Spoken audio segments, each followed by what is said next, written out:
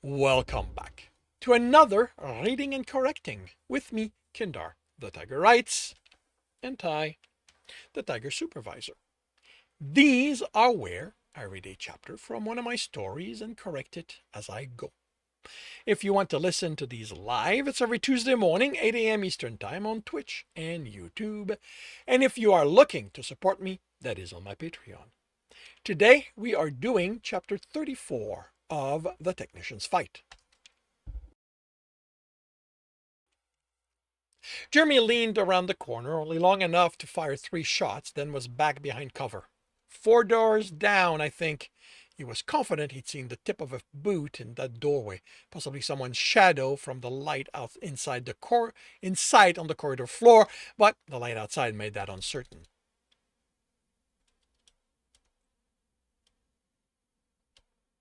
I want a scanner to confirm. I want? He wanted a scanner to confirm what he thought, but that the hunter with them had gone down his own way a few doors back.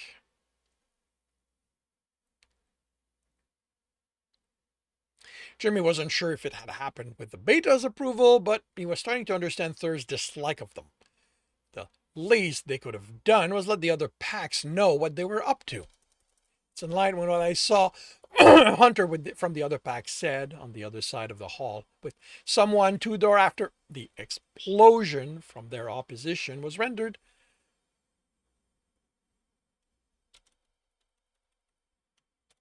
the rest of what she said inaudible. "Lie down," someone said in his ear, and Jeremy looked around for Thur, who gave the signal to move. Gun at the ready, he formed with his pack, and they headed towards the 2 doors, now disgorging smoke. They stopped, gun in on the person who stepped out of the closest room. The smoke thinned, and he saw their eyes were on the device. "This section's clear," the male said, not looking up. "We can proceed."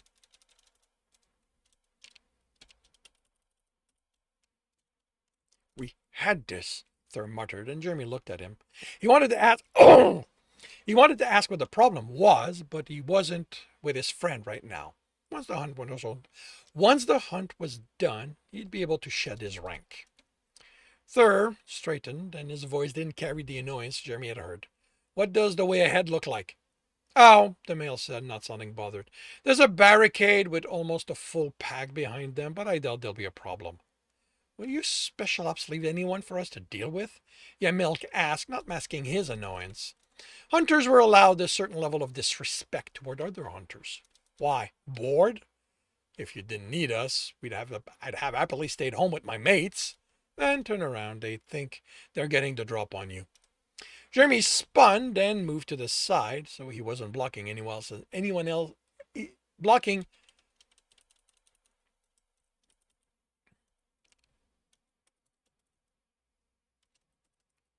anyone else's line of fire, and scanned the corridor. Too narrow. Too narrow was the impression of it. Suffocating. Where? The motion from the ceiling quieted him. A panel was missing. Ear code in front of him, drawing attention upward. Instructions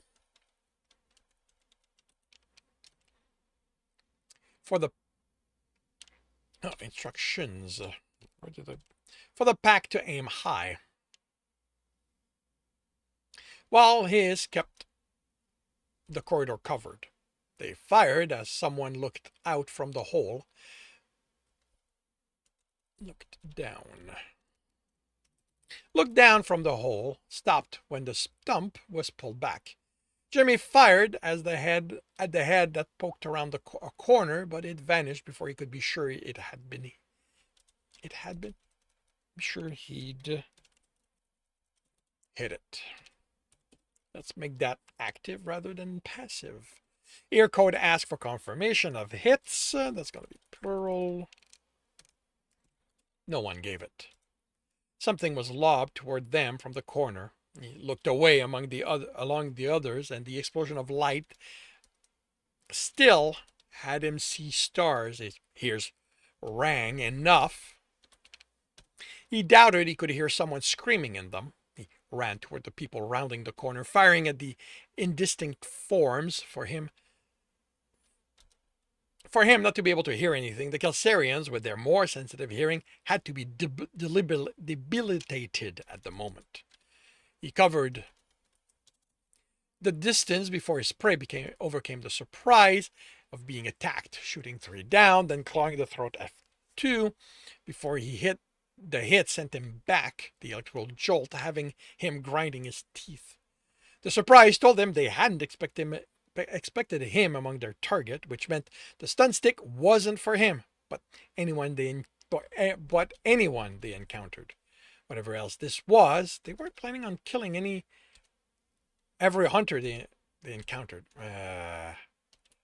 They fought. He pushed through the pain. Either the setting was wrong for him, and for him.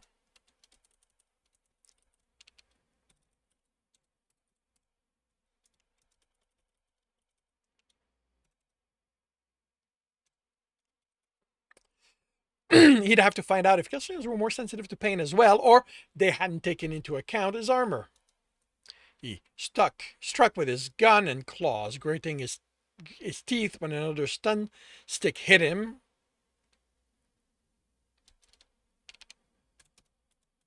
More powerful. That's going to be clearer.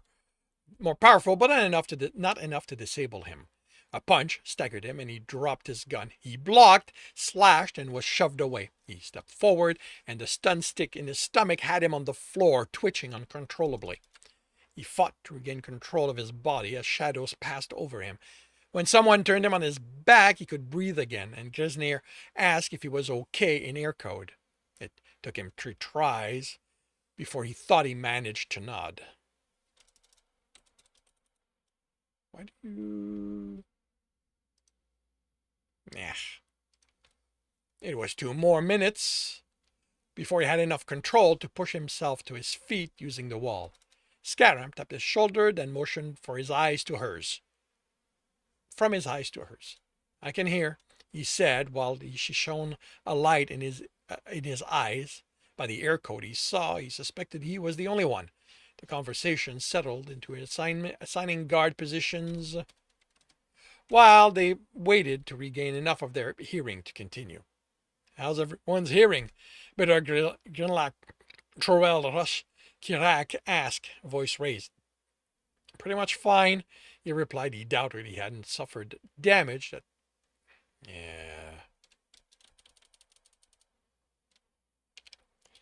But...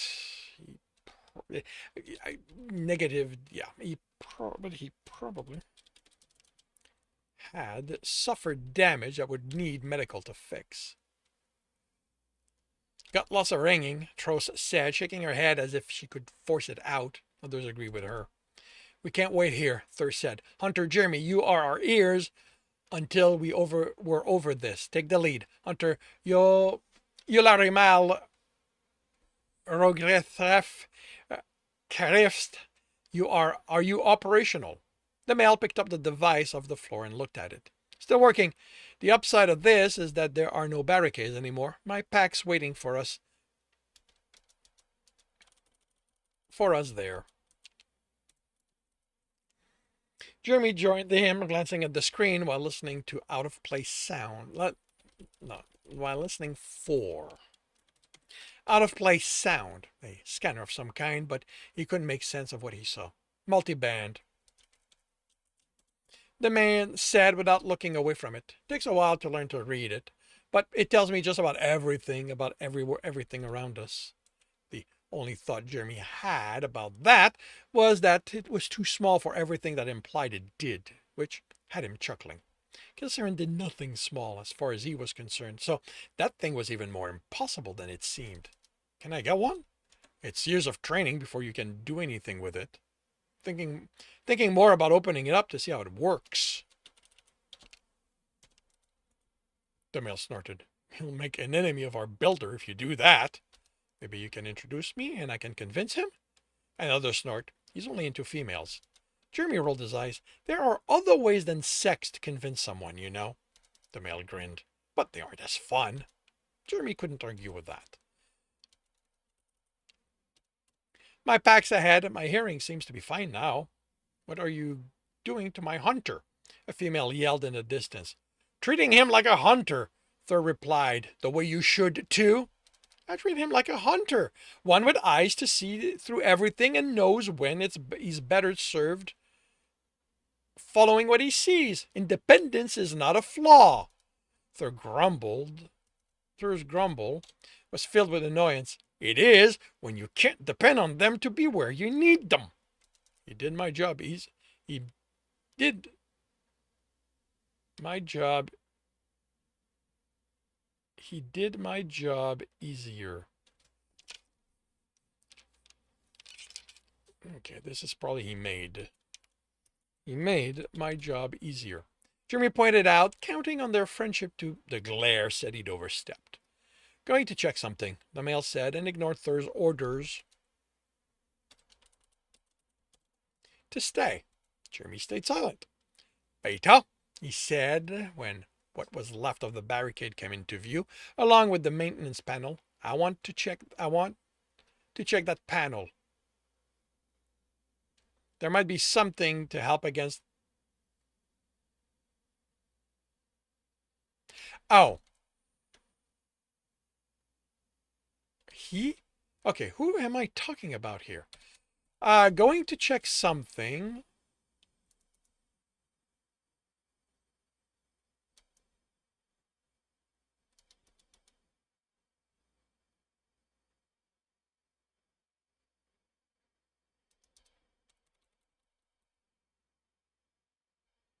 Okay, that is Jeremy.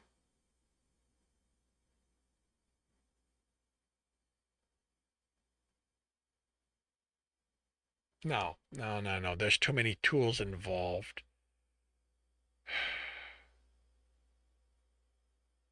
No, it is Jeremy. Where the hell did he get a lance? Oh, wait, no, okay. All right, okay. So yeah, this is Jeremy.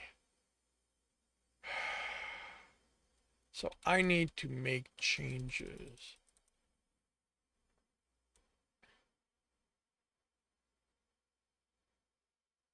Okay, I don't need this. I do not need this. So this becomes that, and here. Beta, Jeremy said when what was left of the barricade came into view, along with the maintenance panel. I want to check that panel. There might be something to help against another of those grenades. Go. He had to force the panel open, then search through its content until he found a rupture sealant, along with the welding lance. He put a line of the sealant on the length of his hand on the floor, and it expanded until it was almost as large. Prying it off required using a knife. Then he used the lance to cut it down to shape, trying to insert it in his ear until the fit was somewhat comfortable. With two, he barely heard the discussion. Making Kelsirian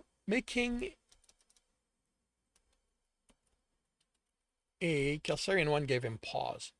Scare him. I need to borrow your scanner. He kept her from leaving so he could scan her ear. What are you doing? Making sound mufflers. The ear canal started not too far from the bottom of the pavilion, so it wouldn't be complicated to insert it. You just have to make sure to leave an extension to grab when it was time to remove it. Against the sensory grenade? He nodded. The real problem was that he'd have to do test fits, and those weren't comfortable. The ideal method would be to fill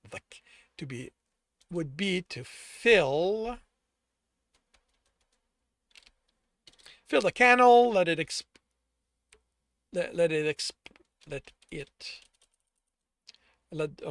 the foam expand and harden.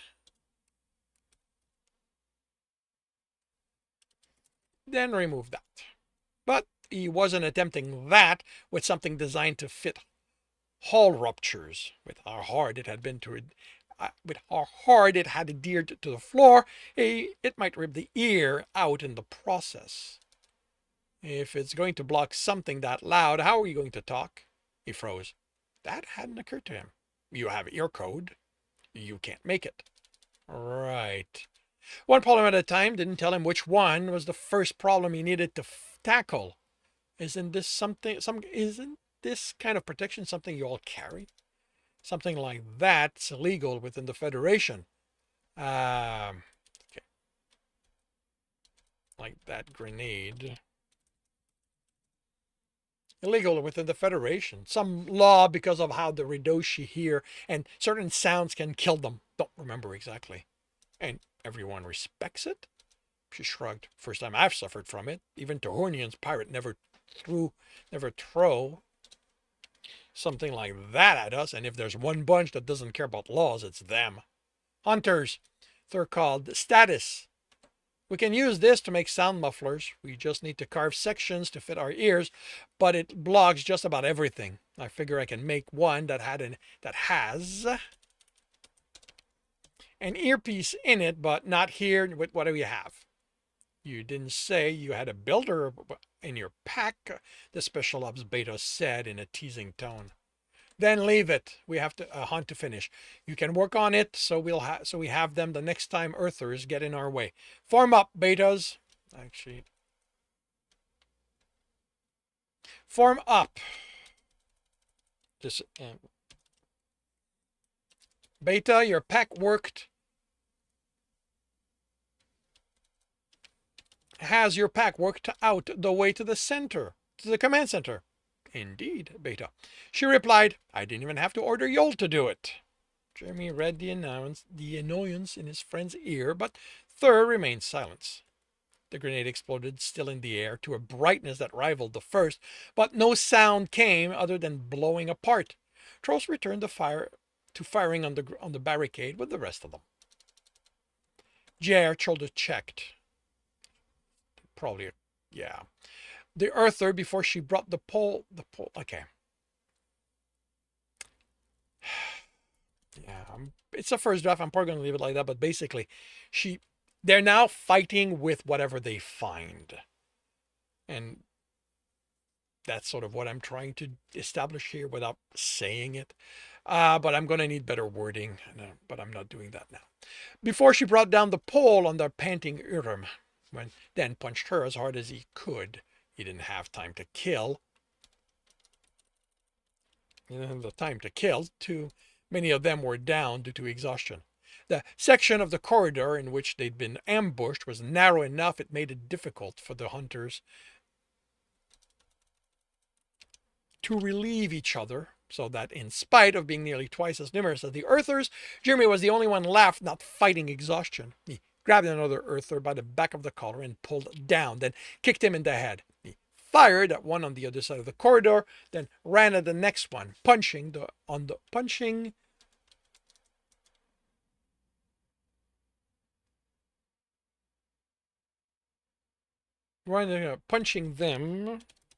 the way to the next to another. The only thing that they had going for them was that no one they fought seemed to have military training. They certainly knew how to fight, but lacked the precision in their strikes Jeremy gained through his training. Jeremy had gained through his training.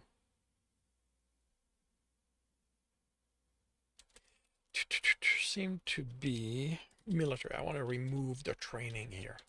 Seemed to be military. They certainly knew how to fight, but lacked precision in their strikes Jeremy had gained through his training.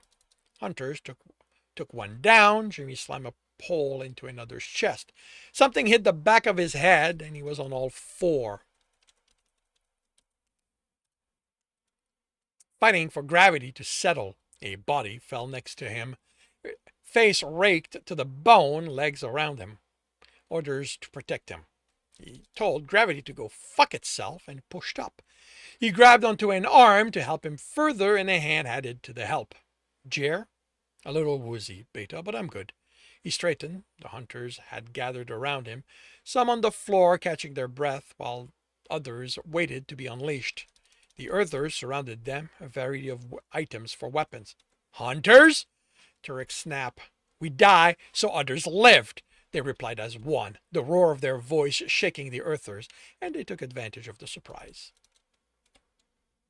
If your scan hunter had been with us as is procedure, Ter said in the effort to keep his voice calm visible to Jeremy, this wouldn't have happened.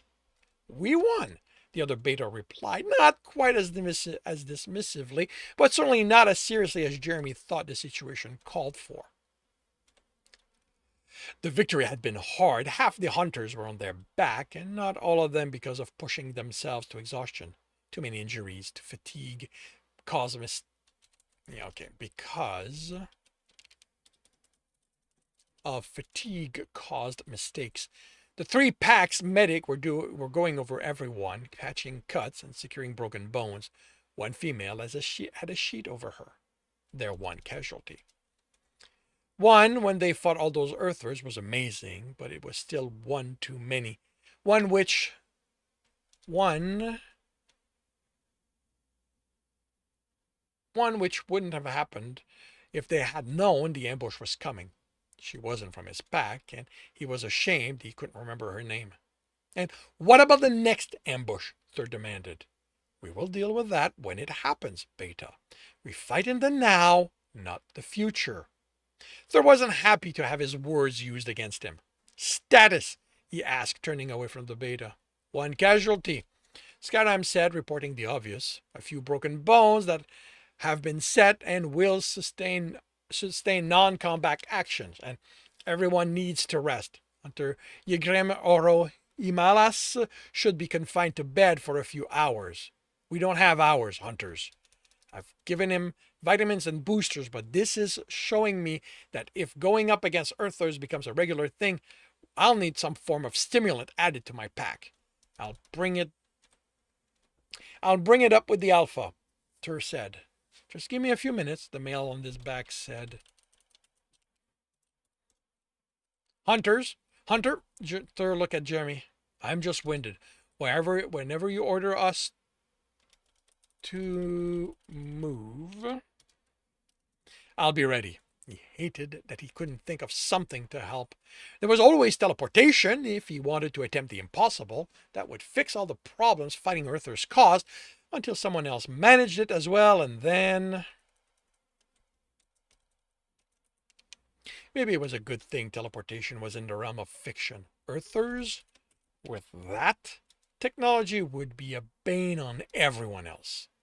The male, Hunter Yigrim Oro Imalas, stood unsteadily. The Beta consulted each other, then gave the order to move. It was pure luck. They hadn't stepped into the ambush. Hunter Yigrim Oro Imalas had fallen, trying to keep up, being too much for his exhausted state, and someone from his pack had heard something in the distance. Someone startled. She described the sound as. Her Beta had sent her and another from her pack to check, and they'd return with report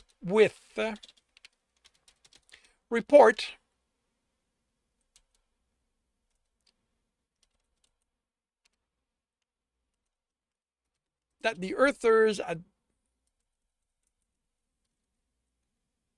waited at the back of adjacent corridors. Whispers of meddling and thanks to various gods followed. Tell me this justifies that mail of yours not. Thurlow complaint was cut short by the panel on the opposite wall opening. The male behind it looked up from his scanners as the guns pointed at him. I found us a way to bypass all of this. The male's Beta smirked. Thur grumbled wordlessly the entire trek to the command center. And that concludes Chapter 34 of The Technician's Fight. If you are enjoying this, please leave a like. If you want to know when the next chapter will be up, subscribe and hit the bell. If you want to read this story, it is up on Ream Story. And if you want to listen to these live, it's every Tuesday morning, 8 a.m. Eastern Time on Twitch and YouTube. Links are in the notes, and with that, I shall wish you a good day.